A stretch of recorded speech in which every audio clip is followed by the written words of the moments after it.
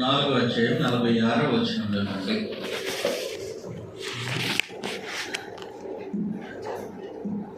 తాను నీళ్లు ద్రాక్షరసముగా చేసిన గలిలయలోని కనానుకు ఆయన తిరిగి వచ్చాను. అప్పుడు మొదటి సూచక్రియ ఎక్కడ చేశారండి ప్రభు? కానా. ఏంటి సూచక్రియ? నీళ్ళను ద్రాక్షరసంగా చేయడం. అప్పుడు కపెర్నహూములో అక్కడికి మళ్ళీ ప్రభు వచ్చారనమాట. అదే రోజు కపెర్నహూములో ఒక ప్రధాని కుమారుడు రోగి అయి ఉండెను. యేసు యోదయ నుండి గలిలయకు వచ్చెనని అతడు విని ఆయన యొద్దకు వెళ్ళి తన కుమారుడు చావసిద్ధమై ఉండెను గనుక ఆయన వచ్చి అతన్ని స్వస్థపరచవలెనని వేడుకొనెను. యేసు సూచక క్రియలను మహత్కార్యములను చూడకుంటే మీరెంత మాత్రము నమ్మరని అతనితో చెప్పాను. కాబట్టి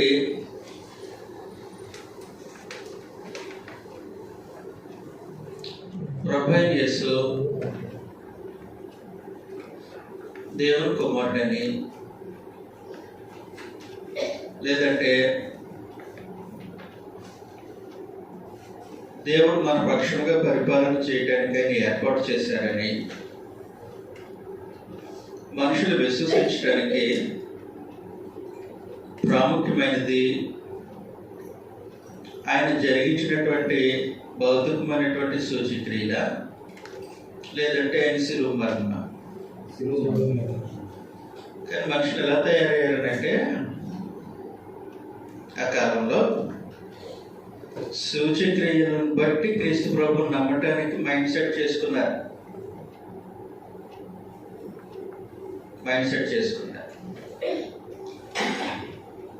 యోహాను కూడా అలాగైతే యేసు ప్రభు చేసినటువంటి 7 సూచక్రియలను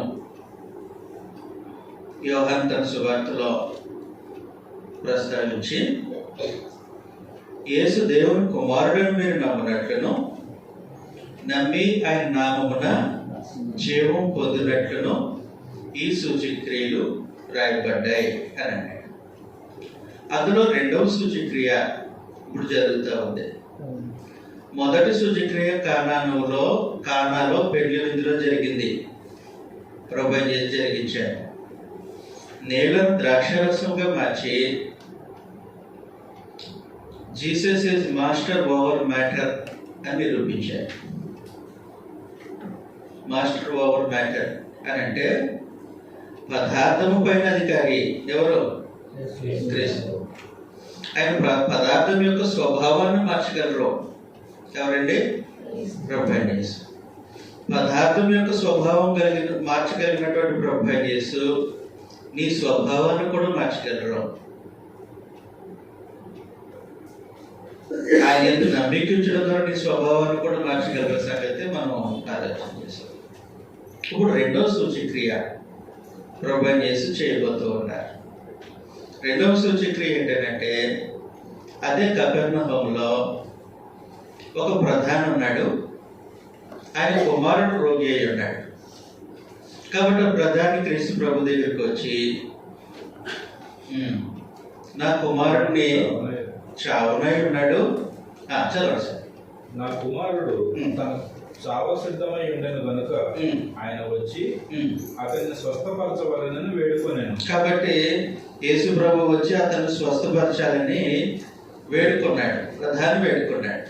యేసు సూచక క్రియలను మహత్కార్యములను చూడకుంటే మీరెంత మాత్రము నమ్మరని అతనితో చెప్పాను. అందుకు ఆ ప్రధాని, ప్రభువా, నా కుమారుడు చావక ముందే రమ్మని ఆయనను వేడుకొనెను. కాబట్టి చావక మునిపే రమ్మని వేడుకుంటూ ఉన్నాడు. నికోదేము పొరపడినట్టే ఈ ప్రధాన యాజకుడు కూడా ఈ ప్రధాని కూడా క్రీస్తు ప్రభు యొక్క దైవత్వం విషయంలో కొంచెం తొణికిసలాడుతున్నాడు. చావక మునిపే రావాలా?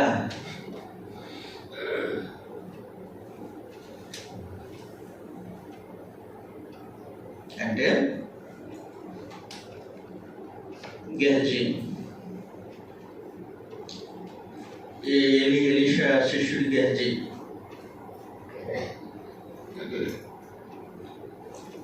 సారేపతి ఎలీషా కొరకు ఒక మేడగదిని ఏర్పాటు చేసినటువంటి దంపతులు, వారి కుమారుడు చనిపోతే గెహజీని అంటాడు ఎలీషా, నా దండమును పట్టుకొని ఎవరితో మాట్లాడకుండా, ఎవరిని పలకరించకుండా వెళ్ళి ఆ కుమారుడి మీద పెట్టు. అలాగే వెళ్ళాడు, ఏమి జరగలే. ఏమండి బిడ్డ బతకలేదు అని ఎలీషాకి మళ్ళా తెలియజేశారు. అప్పుడు ఎలీషా స్వయంగా వెళ్ళి ఆ బిడ్డ మీద పరుండి లేచి మరలా కొద్దిసేపు ఇలా తిరిగి పరుండి ఇలా చేసినప్పుడు ఆ బిడ్డ లేచి తుమ్ముతాడు, అంటే బ్రతికాడు అని. ఇప్పుడు ఎలాగ అర్థం చేసుకుంటున్నాడు ప్రధాని? యేసు ప్రభు ఆ ప్లేస్కి వచ్చి తన కుమారుడిని ముట్టుకుంటేనే కానీ కుమారుడు బ్రతకలేడు అంటున్నాడు. ఇలాంటి సంఘటనలు గతంలో చాలా చేశాడు ప్రభు. చదువుతాం ఒకసారి మార్కు సువార్త. మార్కు సువార్త మొదటి అధ్యాయం 40వ వచనంలో ఒక కుష్ఠరోగి ఆయన ఎదుటకు వచ్చి ఆయన ఎదుట మోకాళ్ళుని నీకు ఇష్టమైతే నన్ను శుద్ధినిగా చేయవాలనని ఆయనతో చెప్పి ఆయనను వేడుకొనగా ఆయన కనికరపడి చెయ్యి చాపి వానిని ముట్టి నాకు ఇష్టమే, నువ్వు శుద్ధుడు కమ్మని వానితో చెప్పాను. యేసుప్రభు ఏం చేశారంటే కుష్ఠరోగిని ముట్టి శుద్ధుడు కమ్మన్నారు. ఒక నిమిషం రాగాలి మనం. నయమాన్ని ఎలీషా ఎందుకు ముట్టుకోలేదు? మరి నయమాన్ ఎక్స్పెక్టేషన్స్ ఒకటి, నా గాయాలను ముట్టుకుంటాడు అప్పుడు నాకు స్వస్థత వస్తుందని ఎక్స్పెక్టేషన్స్ వచ్చాయి. ఆయన ముట్టుకోలేదు. నువ్వు వెళ్ళి యోర్దాను నదిలో 7 మార్లు మునిగేసి వెళ్ళి. కానీ ప్రభు యేసు దగ్గరికి కుష్ఠరోగి వచ్చి నీకు ఇష్టమైతే నన్ను శుద్ధినిగా చెయ్యి అని అన్నాడు. అప్పుడు ప్రభు యేసు నాకు ఇష్టమే, నువ్వు ఇంటికి వెళ్ళిపో అనలేదు. పైగా ఇంకొకసారి 10 మంది కుష్ఠరోగులు క్రీస్తు ప్రభు మమ్మల్ని స్వస్థపరిచాను వచ్చినప్పుడు మార్గంలో వెళుతున్నప్పుడు వారిని స్వస్థత చేయలేదు. ఇక్కడ కుష్ఠరోగిని ముట్టి స్వస్థత చేశాడు. ఒక యూదుడు ఒక కుష్ఠరోగిని ముట్టుకుంటే ఇతడు కూడా అపవిత్రుడిగా ఎంచబడ్డాడు. కానీ ప్రభు యేసు తను ముట్టుకున్న దాన్ని బట్టి ఇతడు అపవిత్రుడు కాలేడు. అదాయన దైవత్వం.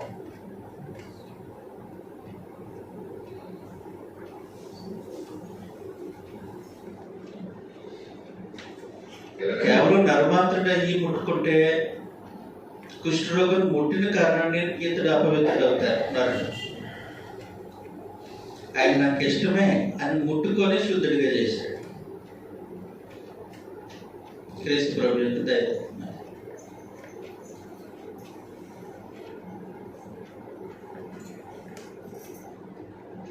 అర్థమవుతుంది కదండి? రైట్. అక్కడ ఆయన అపవిత్రుడిగా ఎవరు క్లైమ్ చేయలేకపోయారు. క్లైమ్ చేయడానికి కూడా వీలు ఉండదు. అది క్రీస్తు ప్రభు యొక్క దైవత్వం. రైట్. అలాగూ ప్రభు యేసు చాలా మందిని ముట్టి స్వస్థపరిచాడు, ముట్టుకొని బ్రతికించాడు. ఒక విధవరాలు యొక్క కుమారుడు, ఒక్కటే కుమారుడు చనిపోయాడు. చనిపోతే పాడిని మోసుకుంటూ వెళ్ళిపోతున్నారు. తల్లి వెనక భయంకరంగా ఏడ్చుకుంటూ వెళ్ళిపోతుంది. ప్రభు యేసు ఆ పాడిని పట్టుకుంటే చిన్నవాడు చేశాడు, ముట్టుకొని ప్రభు చేసినటువంటి స్వస్థత. అది చదువుతా మత్తయి సువార్తలో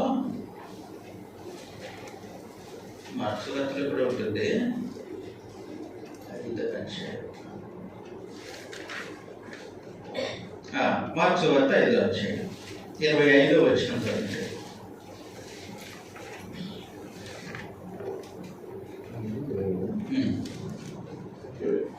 12 ఏళ్ల నుండి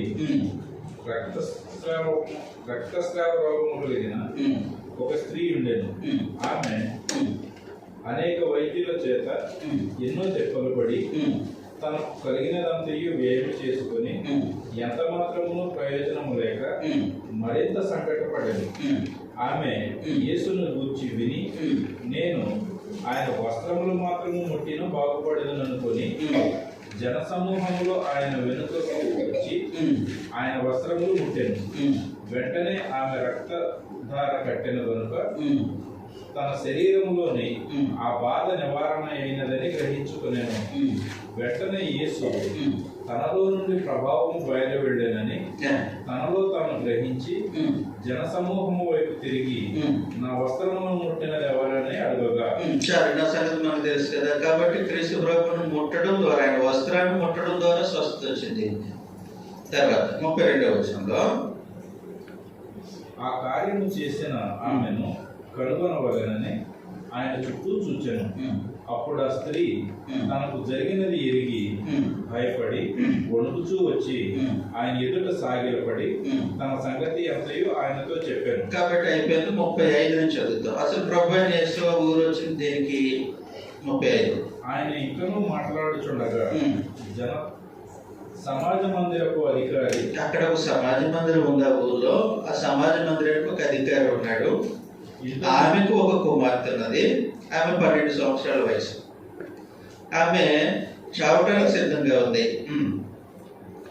ఆమెను స్వస్థపరచమని ముందు బతిమలాడుకున్నాడు. అప్పుడు ప్రభు యేసు ఆమెను స్వస్థపరచడానికి వస్తుంటే మధ్యలో ఈమె ఎవరు 12 సంవత్సరాల నుంచి రక్తస్రావం కలిగినటువంటి ఆమె ఆయన వస్త్రం చెంగిని ముట్టి స్వస్థపడింది. ఇప్పుడు చూద్దాం.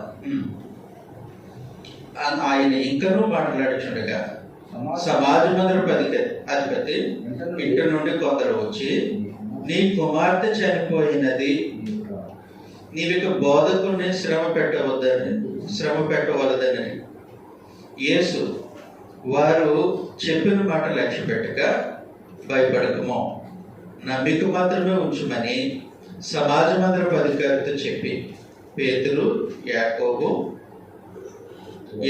సహోదరుడు యోహాను అనువారు తప్ప మరి ఎవరిని తన వెంబడి రానియక సమాజ మందిరపు అధికారి ఇంటికి వచ్చి వారు గొల్లుగా నుండి చాలా ఏడ్చుచు ప్రలాపించుచు నుండుట చూచి లోపలికి పోయి, మీరేళ గొల్లు చేసి ఏడ్చుచున్నారు? ఈ చిన్నది నిద్రించుచున్నదే గాని చనిపోలేదని వారితో చెప్పాను. అందుకు వారు ఆయనను అపహసించిరి. అయితే ఆయన వారిని అందరినీ బయటకు పంపివేసి ఆ చిన్నదానిని, తల్లిదండ్రులను, తనతో ఉన్నవారిని వెంటబెట్టుకొని ఆ చిన్నది పరుండి ఉన్న గదిలోనికి వెళ్ళి ఆ చిన్నదానిని చేయి పట్టి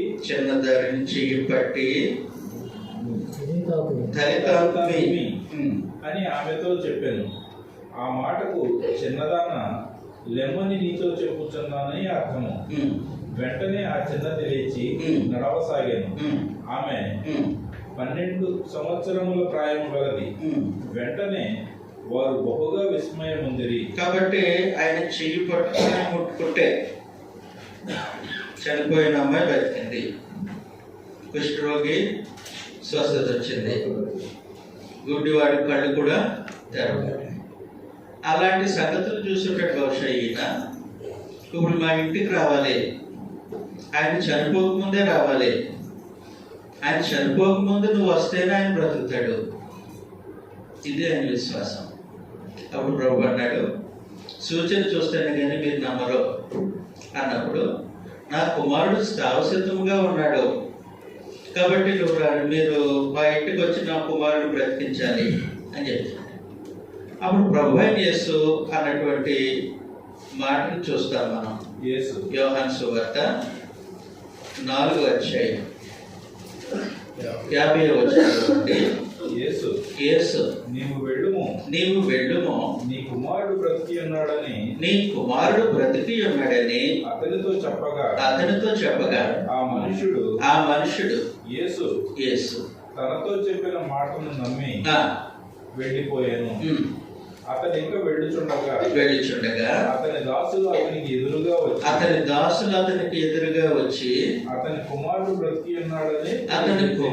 బ్రతికి ఉన్నాడని తెలియజెప్పారు. ఎదురుగుండా దాసులు వస్తున్నారు, చాలా సిద్ధంగా ఉన్నాడు అని ప్రభువుని వేడుకోవడానికి వచ్చాడు మనిషి. వెళ్ళు, అతను బ్రతికున్నాడని ప్రభు చెప్పాడు. ఈ లోపు ఎదురుకుండా తన ఇంటి దోషులు వస్తున్నారు. ఏ సమాచారం తెస్తారో టెన్షన్గా ఎదురు చూస్తుంటే దాసులు వచ్చేయమన్నారు, నీ కుమారుడు బ్రతికి ఉన్నాడు అని చెప్పాడు. అని చెప్పగానే ఏ గంటకు అతడు బాగుపడసాగినని వారిని అడిగినప్పుడు వారు నిన్న 1 గంటకు జ్వరము వారిని విడిచెను అని అతనితో చెప్పారు. నీ కుమారుడు బ్రతికి ఉన్నాడని యేసు తనతో చెప్పిన గంట అదే అని తండ్రి తెలుసుకునేను కనుక అతడును అతని ఇంటి వారందరూ నమ్మిరి. ఇది యేసు యూదయ నుండి గలిలయకు వచ్చి చేసిన రెండవ సూచక క్రియ. రెండవ సూచక్రియలో ఆయన ఏం చేశారంటే, ఆయన ముట్టి స్వస్థపరచడం కాదు, ప్రభు అనేసి ఇక్కడ ఉన్నారు. ఇక్కడికి కొన్ని మైళ్ళ దూరంలో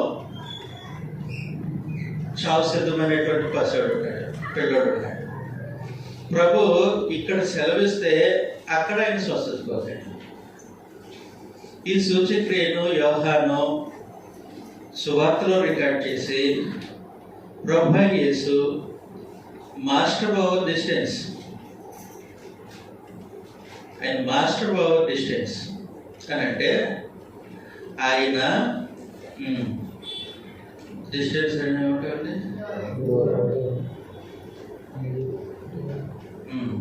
సమీపమును మాత్రమే కాదు, దూరమును పైన కూడా ఆయన అధిపతి. ఇది క్రీస్తు ప్రభు యొక్క దైవత్వాన్ని సూచిస్తూ ఉంటాడు. జాగ్రత్తగా సంగతిని చూస్తే ఇర్మియా గ్రంథంలో తండ్రి అయినటువంటి దేవుడు ప్రత్యేకించి ఇశ్రాయేలు ప్రజలతో తెలియజేసినటువంటి మాట ఇది.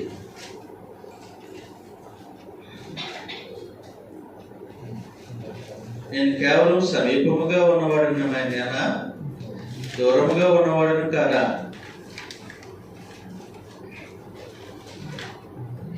ఇర్మియా గ్రంథం 23వ అధ్యాయం 23వ వచనంలో, నేను సమీపము నుండి దేవుడను మాత్రమేనా, దూరము నుండి దేవుడను కానా? యెహోవా సెలవిచ్చిన మాట ఏదనగా, నాకు కనపడకుండా రహస్య స్థలములలో దాగగలవాడు ఎవడైనా గలడా? నేను భూమి ఆకాశము అన్నంతటను ఉన్నవాడు కానా? ఇదే యెహోవా వాక్కు. కాబట్టి తండ్రి అయినటువంటి దేవుని యొక్క దైవత్వాన్ని దేవుడు ఎలాగా క్లైమ్ చేస్తూ ఉన్నారంటే, నేను సమీపంగా ఉన్నవాడని మాత్రాన దేవుడు దూరంగా ఉన్నవాడని కానా? ఆయన ప్రజెన్స్ ఎక్కడెక్కడ ఉంది?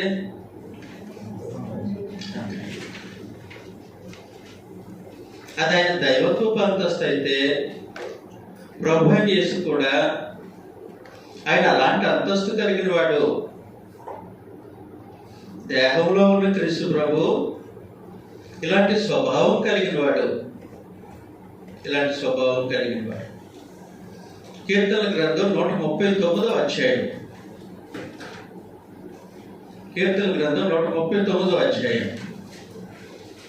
3వ వచనంలో నుండి,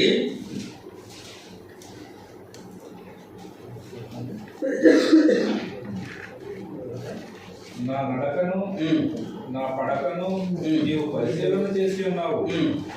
నా చర్యలన్నింటినీ నీవు బాగుగా తెలుసుకొని ఉన్నావు. యెహోవా మాట 7వ వచనం చదివేద్దాం. నీ ఆత్మ యొద్ద నుండి నేను ఎక్కడికి పోదును? నీ నీ సన్నిధి నుండి నేను ఎక్కడికి పారిపోదును? నేను ఆకాశమునకు ఎక్కునను, నీవు అక్కడ ఉన్నావు. నేను పాతాళమందు పడుకొనును, నీవు అక్కడ ఉన్నావు. నేను వేకు రెక్కలు కట్టుకొని సముద్ర దిగంతములలో నివసించినను, అక్కడను నీ చెయ్యి నన్ను నడిపించును. ఇది ఎవరి సామర్థ్యం? ఎవరి తత్వం? తండ్రి అంటే దేవుని యొక్క తత్వం. ఆ దైవత్వం యొక్క సర్వసంపూర్ణత శరీరంగా క్రీస్తునందు నివసిస్తుంది. కాబట్టి is a master of distance. ఆయన సమీపంగా ఉన్నవాడు మాత్రమే స్వస్థపరిచేవాడు కాదు. ఆయన దైవత్వము ఈజ్ మాస్టర్ ఓవర్ డిస్టెన్స్. ఆయన మాస్టర్ ఓవర్ డిస్టెన్స్. అందువల్ల దేవుడు గురించి ఈ మాటలో ఇందాక మనం చదివాం కదా, 20 గ్రంథం 23, 23, 24 వచనాలు. అలాగే కీర్తన గ్రంథం 139, 7వ వచనంలో నుండి ఈ మాటల యొక్క భావాన్ని క్రొత్త నిబంధనలో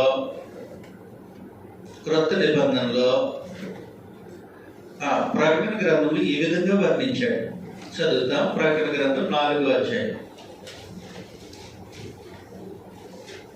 ప్రకటన గ్రంథం 4వ అధ్యాయము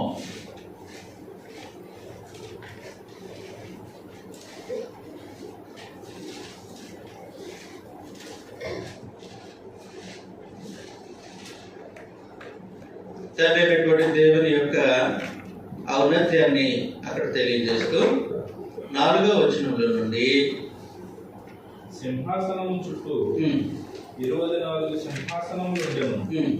ఈ సింహాసనముల యందు 24 పెద్దలు తెల్లని వస్త్రములు ధరించుకొని తమ తలల మీద సువర్ణ కిరీటములు పెట్టుకున్న వారై కూర్చుండిరి.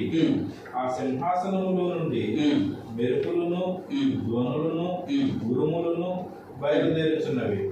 మరియు ఆ సింహాసనము ఎదుట 7 దీపములను ప్రజ్వలిల్లుచున్నవి. అవి దేవుని 7 ఆత్మలు అని అన్నాడు. దేవుని 7 ఆత్మలు అంటే తండ్రి అయినటువంటి దేవునితో కలిసి పరిశుద్ధాత్మ చేస్తున్నటువంటి పని. అది దైవత్వపు అంతస్తు. ఏం చేస్తారు దేవుని 7 ఆత్మలు అంటే విశేషం ఏంటి? దేవుని 7 ఆత్మలు చేసే పని ఏంటంటే లోకమందంతటా సంచరిస్తున్నటువంటి దేవుడి కనులు.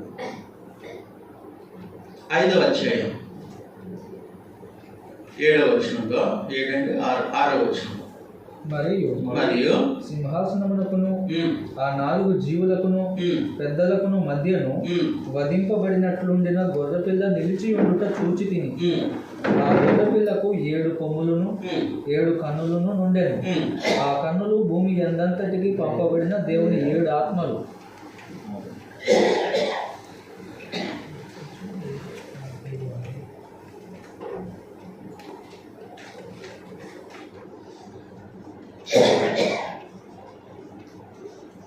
గొర్రె పిల్ల అంటే ఎవరండి? యేసు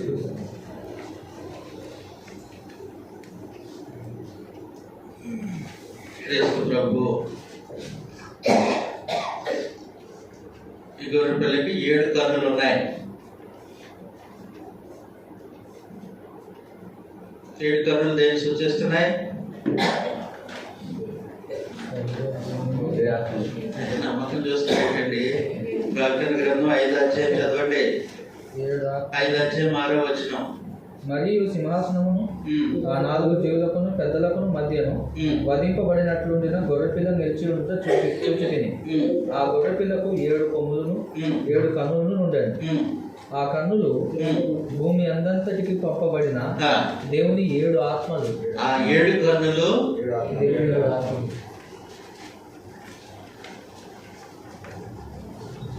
ఎవరు 7 ఆత్మలు దేవుని అంటే పరిశుద్ధాత్మ.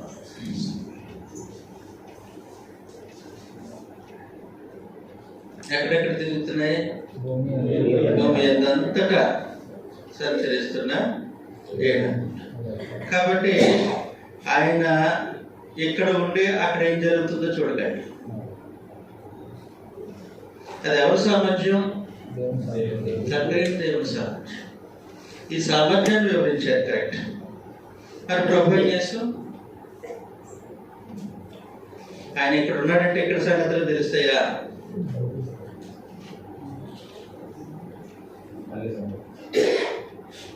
వరకునే రాయలేదు యోహాను ఈ సూచక్రియను.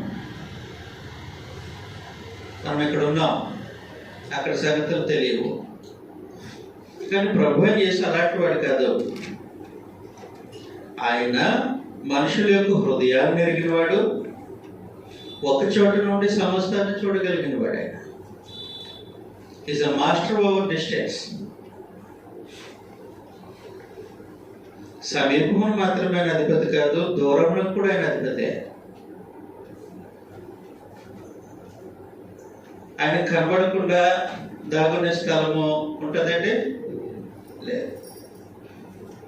అందుకే సార్దస్లో ఉన్నటువంటి సంఘానికి తను పరిచయం చేసుకుంటూ 7 నక్షత్రములను ప్రకటన గ్రంథం 3:1 7 నక్షత్రములను దేవుని 7 ఆత్మలను గలవాడు, దేవుని 7 ఆత్మలు గలవాడు చెప్పు సంగతులు ఏమనగా నీ క్రియలను నేను ఎరుగుదును. కాబట్టి ఆయన సార్దీసులో ఉన్న ప్రతి మనిషి యొక్క క్రియలను ఎరుగుదుడు. వారి తలపులు ఎరుగుదుడు, వారు నివసిస్తున్నటువంటి పరిస్థితులు ఏంటో ఎరుగుదుడు. ఏ మనిషి ఆయనకి సాక్ష్యం అవసరం లేదు.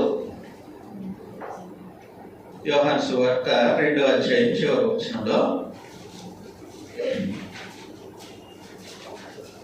యోహాను సువార్త 2వ అధ్యాయం చివరి వచనం, అయితే యేసు అందరినీ ఎరిగినవాడు గనుక ఆయన తను వారి వశము చేసుకొనలేదు. ఆయన మనుషులను గూర్చి ఆయనకు సాక్ష్యం ఇయ్యనక్కరలేదు. ఆ పలానా మనుషులను గురించి ఆయనకు ప్రత్యేకించి సాక్ష్యం అవసరం లేదు.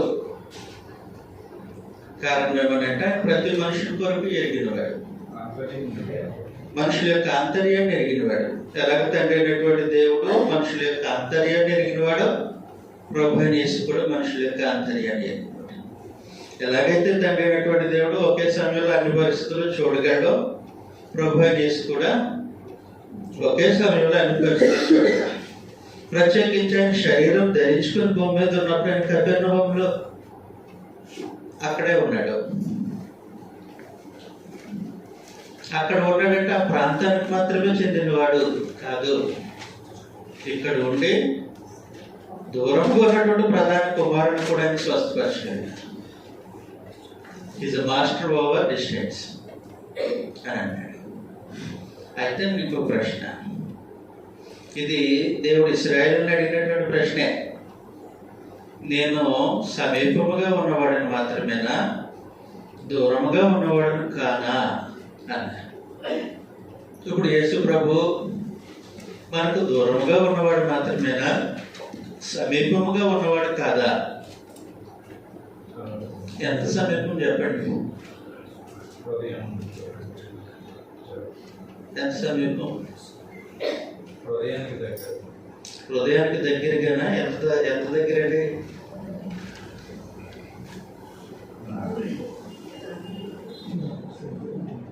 ఎఫెసీయులకు రాసినటువంటి పత్రిక 3వ అధ్యాయం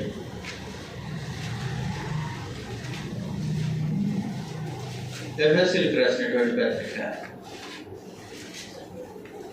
3వ అధ్యాయం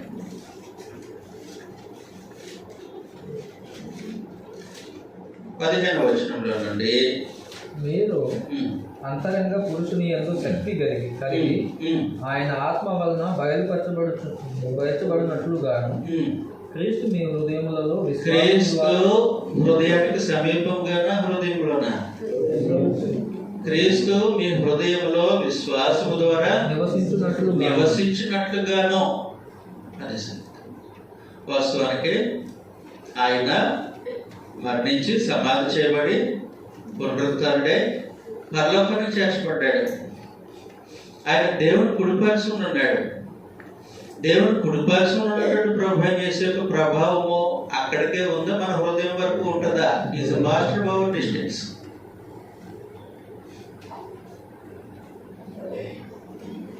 is master of our distance. దేవుని కుడిపార్శ్వన ఉన్నటువంటి క్రీస్తు ప్రభు విశ్వాసం ద్వారా మన హృదయంలో కూడా నివాసం చేస్తుంది. సాధ్యమవుతుందా? సాధ్యమవుతుందా? ఆయన దైవత్వం అది సాధ్యపడే సంగతి.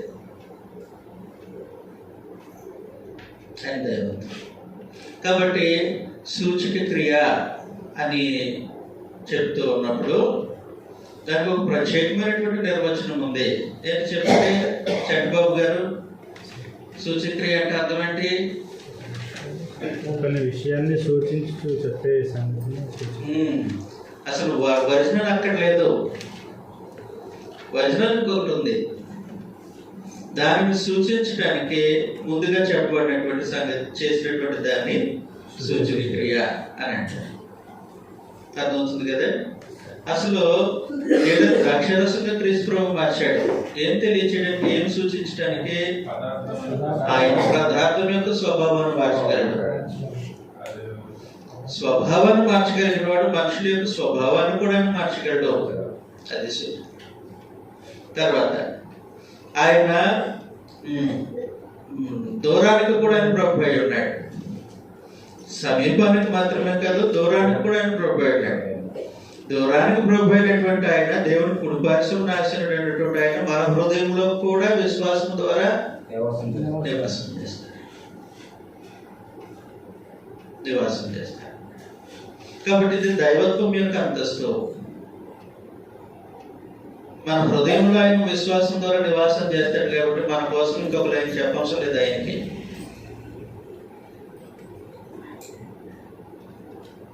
మనం ఏం మాట్లాడుతున్నామో ఆయనకు తెలుసు, మనం ఏం చేస్తున్నామో ఆయనకు తెలుసు, మనము ఎలా ప్రవర్తిస్తున్నామో ఆయనకు తెలుసు. పక్కనుండా కాదు, మన హృదయంలో ఉండే ఆయన సంగతులన్నీ తెలుసుకుంటాడు. అందువల్ల మన గురించి ఎవరో సాక్ష్యం అవసరం లేదంటే ఇలా చేసేటండి, ఇలా చేయలేదండి అని చెప్పవసరం లేదు. అన్నీ ఆయనకి తెలిసిపోతాయి. అన్నీ ఆయనకి తెలిసిపోతాయి. అర్థమవుతుంది కదా? ఆయన తమ స్వరక్తం ఇచ్చి మనల్ని అనుకున్నారు. మన పైన సంపూర్ణమైన అధికారం కలిగినటువంటి క్రీస్తు ప్రభువుకు మరుగైన సంగతి మన జీవితంలో ఏది ఉండదు.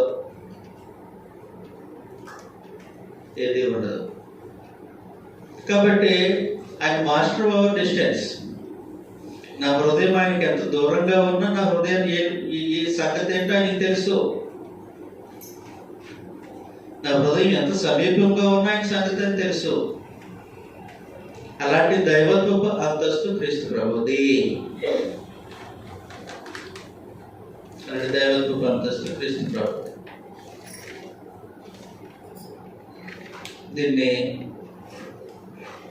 కొరింథీయులకు రాసినటువంటి పత్రికలో కొరింథీయులు ఏమనుకున్నారో తెలియదు. వాళ్ళ ఆలోచన ఏంటంటే దేవుడి గుడికి పరిమితం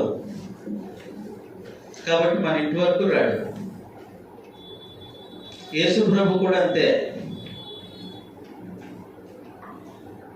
యేసు ప్రభు కూడా అంతే అన్న ఆలోచన ఏమో.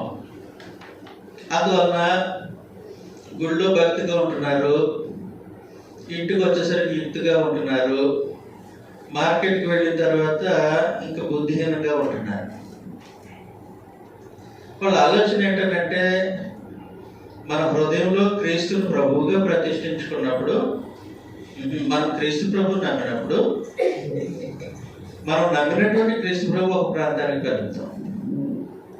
కాబట్టి వాళ్ళు ఆరాధించే స్థలం నుంచో బయటకు వచ్చిన తర్వాత అక్కడ దేవుడు, అక్కడ క్రీస్తు ప్రభు వాళ్ళతో లేడు అనేది వాళ్ళ ఆలోచన ఏమో. కాబట్టి తీసుకెళ్ళి క్రీస్తు ప్రభు తను బెడపెట్టి కొనుక్కొని తాను నివసించడానికి, అలాగే పరిశుద్ధాత్మ నివసించడానికి నివాసముగా ఏర్పాటు చేసినటువంటి ఈ శరీరాన్ని తీసుకొని వెళ్ళి వేశ్య శరీరంతో భాగస్వామ్యం చేస్తున్నారు. కంప్లైంట్ ఏంటంటే క్రీస్తు శరీరాన్ని తీసుకొని వెళ్ళి అక్కడ అలాంటి పని చేపిస్తారా? క్రీస్తు శరీరంతో అబద్ధమాడిస్తారా? క్రీస్తు శరీరంతో లోకసామానంగా చెడు జరిగింపజేస్తారా? అంటే ఈ భావం ఎలాగొచ్చింది? ఆయన ఒక ప్రాంతానికి పరిమితమైన వాడు కాదు. నువ్వు విశ్వసిస్తున్న క్రీస్తు ప్రభు, నువ్వు విశ్వసించిన క్రీస్తు ప్రభు దేవుని కుడిపార్శ్వం ఆశీనుడై ఉన్నాడు. వాస్తవం. ఆయన అక్కడికి మాత్రమే ఆయన ప్రభావం. ఆయన విశ్వాసం ద్వారా మీ హృదయంలో నివసిస్తూ ఉన్నాడు. పేతురు రాసినటువంటి మొదటి పత్రిక 1వ అధ్యాయం 15వ వచనంలో నుండి 3వ అధ్యాయం 15.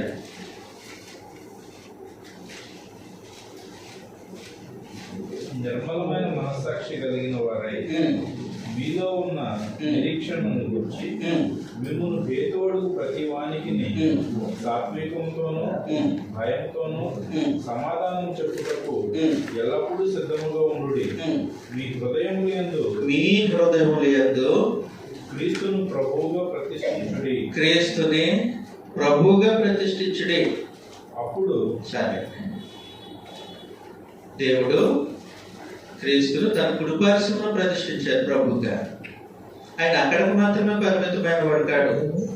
అతడు నీ హృదయంలో కూడా ప్రభువుగా ప్రతిష్ఠ చేయబడగలడు. Is a master over distance. దానికి రుజువుగా ఒక సూచక్రియ చెప్పాడు. ఒరిజినల్ ఏదైతే ఒక చిన్న సూచక్రియ ఏంటంటే, నా కుమారుడు చావు సిద్ధంగా ఉన్నాడు, నువ్వు వచ్చి స్వస్థపరచాలి అన్నాడు. నేను రానవసరం లేదు దానికి, ఆ మాత్రం దాన్ని నేను రానవసరం. నీ కుమారుడు బ్రతికే ఉన్నాడు, వెళ్ళిపెట్టి. ఈయన ఇక్కడ మాట సెలవిచ్చాడు, అదే సమయంలో అక్కడ స్వస్థత వచ్చేసింది. అప్పుడు వాళ్ళు ఇంటి వారు నమ్మారు. ఏం నమ్మారు? ఆయన దేవుని కుమారుడు, is the master over distance అన్నారు. మరి నువ్వే నమ్ముతున్నావు.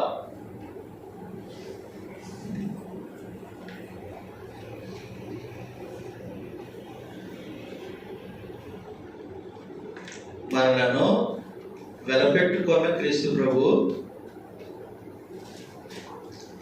మన క్రియను చూడలేడు అని నమ్ముతున్నాం కదా.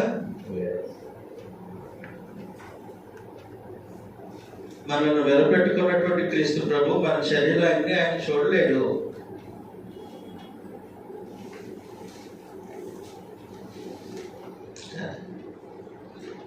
వాస్తవానికి ఎవరి ముందు మనం నిలబడి మన క్రియలను బట్టి లెక్క చెప్పాలో ఆయన మన క్రియలను స్పష్టంగా చూడగలుగుతున్నాడు. దూరముగా ఉన్నప్పుడైనా సమీపముగా ఉండని చూడగలడు. అందుకే కొరింథీయులకు రాసినటువంటి 2వ పత్రిక 5వ అధ్యాయం 10వ వచనంలో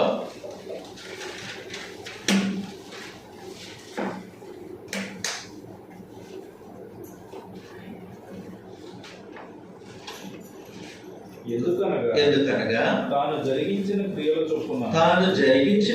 చొప్పున అవి మంచివైనను సరే చెడ్డవైనను సరే దేహంతో జరిగించిన